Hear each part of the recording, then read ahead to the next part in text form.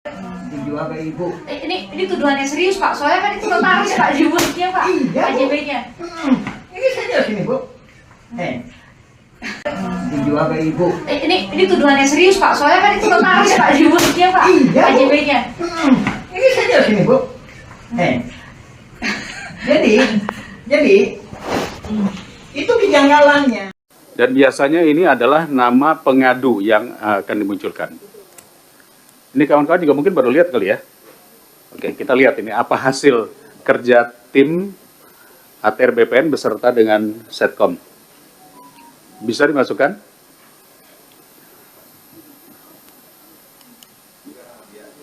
Ya, pakai nama siapa saja dulu, yang penting masuk. Ini nama pengadunya, Pak. Nama pengadunya. Oke. Ini satu contoh ya, Muhammad Basuki Yaman. Pengaduan warga kampung Cirapuan telah menempati wilayah tersebut selama hampir 200 tahun. Bener nih. Oh, pada masa kolonial. Nama kampung Cirapuhan diubah menjadi Dago Elos. Oh, di Bandung nih. Dago Elos. Untuk mengubah riwayat sejarah tanah. Sejak 40 tahun terakhir, mafia tanah dengan intimidasi dan manipulasi dokumen mulai mengklaim warga. 3 oknum atas nama masyarakat adat setempat menguatkan klaim palsu atas tanah tersebut. 4 hak warga atas tanah dipersulit, termasuk pemeriksaan ulang terhadap sertifikat resmi yang dimiliki warga. Beberapa pihak telah menerima rekomendasi hak atas tanah yang tidak sesuai dengan bukti kepemilikan yang sah. Status proses. Oke, tindak lanjutnya apa? Proses kasasi di Mahkamah Agung dengan menunggu putusan pengadilan yang berkekuatan hukum tetap. Lalu, apa upaya yang dilakukan kanwilnya dan kantahnya? Ada? Belum ada. Nah, begini. Kalau ini tidak ada, ini baru laporan namanya. Follow up-nya, ini yang kami inginkan, apa yang dilakukan oleh BPN setempat. Apakah kanwil? Kalau ini kan saya tahu kanwil Jawa Barat. Kantahnya berarti kantor tanah Kota Bandung. Itu mesti ada tulisannya itu, harus ada pelaporannya. Ya. Jadi jangan sampai nanti dashboard ini hanya sekedar tindak lanjut saat ini sudah berada di katakanlah kepolisian atau di pengadilan. Kita ingin tahu apa yang dilakukan. Jadi mohon izin Pak Menteri, saya pikir ini perlu ya. Proses kasasi di Mahkamah Agung menunggu keputusan hukum yang tetap. Misalnya, Kanwil sudah melakukan ini, Kantas sudah melakukan ini, peraturan menteri sudah keluar ini, PP sudah seperti ini, gitu. Itu hampir sama seperti kasus pagar laut, seperti apa. Karena yang diinginkan oleh masyarakat adalah follow up-nya apa. Ya, tolong nanti Ibu Staf Sus beserta tim, kami mohon ini dibuatkan data tindak lanjutnya. Saya pikir seperti itu Pak Ketua, cukup? Baik. Tambahan dikit Pak Ketua. Boleh silakan. Menyambung dari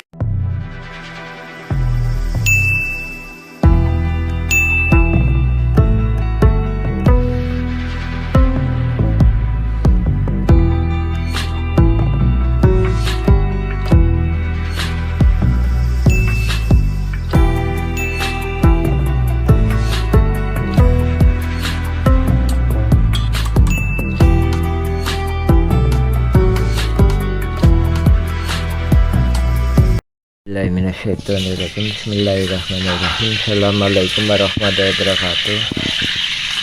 Alhamdulillahilladzi khalaqa samawati wal arda asyhadu an la ilaha illallah wa asyhadu anna Muhammadan abduhu wa rasuluhu. Allahumma shalli ala Muhammad wa ala Muhammad wa salli ala Ibrahim wa ala Ibrahim fil alamin innaka Hamidum Majid. Alhamdulillah. Mantap. Dan pada kesempatan hari ini kita sampaikan ya bahwa kita dengan tegas menyatakan bahwa ini mafia tanah saling gugat, yang mana motifnya itu keserakahan ya, sebagaimana kami sampaikan pada awalnya. Asep Makmun CS dan pendatang atau agresor jaringan mafia tanah ini kan dikasih naungan di sini ya, di RT 07.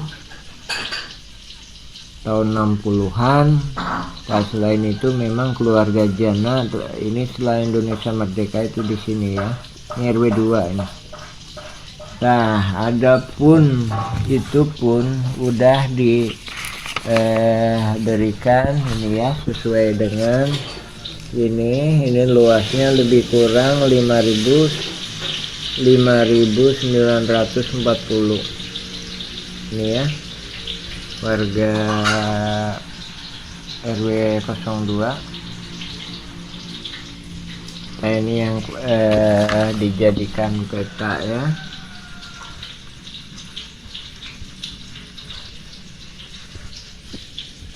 Nah, ini totalnya 5.900 ya.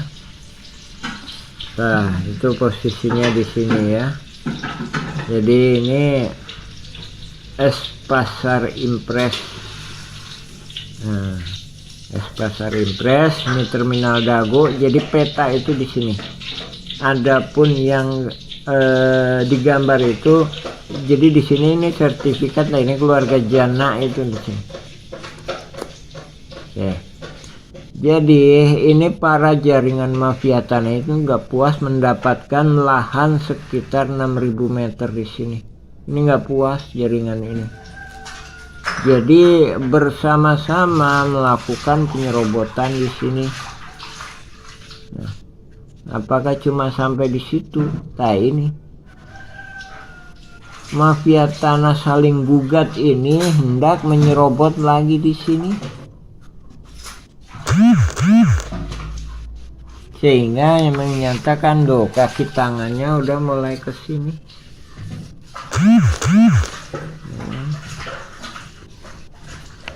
Kaki tangannya udah mulai di sini. Ini pun juga kita bantu, tapi mereka nggak mau. Masih tetap melakukan skenario pimpinan jaringan mafia tanah ini. Maunya gimana? Ini diserobot, ini diserobot. Jadi tanah warga kampung Cirapuhan ini diserobot, ini diserobot. Ya. Jadi sekali lagi nggak puas di sini ya. Ini RW 2 di sini ya. Jadi di belakang kantor pos, bukan di samping tapi di belakangnya. Bukan di samping terminal tapi di belakangnya terminal. Nggak puas di situ, bikin bidak-bidak di sini. Ini tanah-tanah ini pada diambil. Nggak puas sampai di situ. Ini sampingnya ini dikuasai. Nggak puas sampai di situ, fasilitas umum lapangan bola ini dikuasai, dipatok-patok tahun 2001 ini.